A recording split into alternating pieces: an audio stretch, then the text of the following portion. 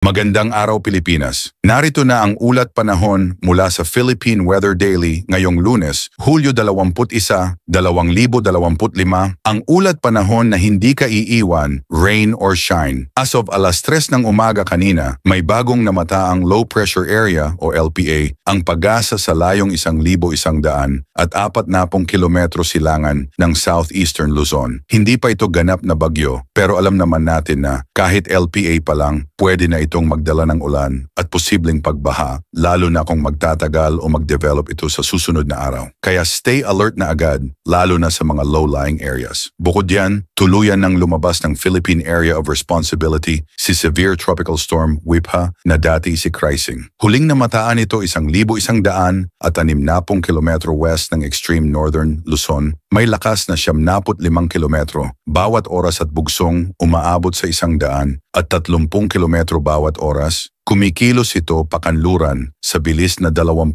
kilometro bawat oras. Pero kahit nasa labas na siya ng PRR, hindi pa rin tayo kampante dahil patuloy nitong hinahatak ang southwest monsoon o habagat na siyang dahilan ng mga pag-ulan sa malaking bahagi ng bansa. Sa Zambales, Bataan at Occidental Mindoro, asahan ang monsoon rains na pwedeng magdulot ng pagbaha o landslide. Sa Metro Manila, Ilocos Region at ilang bahagi ng Luzon tulad ng Cavite, Laguna, Batangas at iba pa. Occasional rains naman ang aasahan. Sa Visayas, Northern Mindanao at Zamboanga Peninsula, kalat-kalat na ulan at thunderstorm ang posibleng maranasan. Medyo mas maaliwalas sa natitirang bahagi ng Mindanao pero isolated thunderstorms pa rin ang bantayan. Kaya mga bes, huwag kalimutang magdala ng payong. Abangan ang susunod na update mamayang hapon alas 6 ng gabi. I-like at mag-subscribe para sa susunod na update dito lang sa PWD, ang ulat panahon na hindi ka iiwan, rain or shine. Ingat Pilipinas!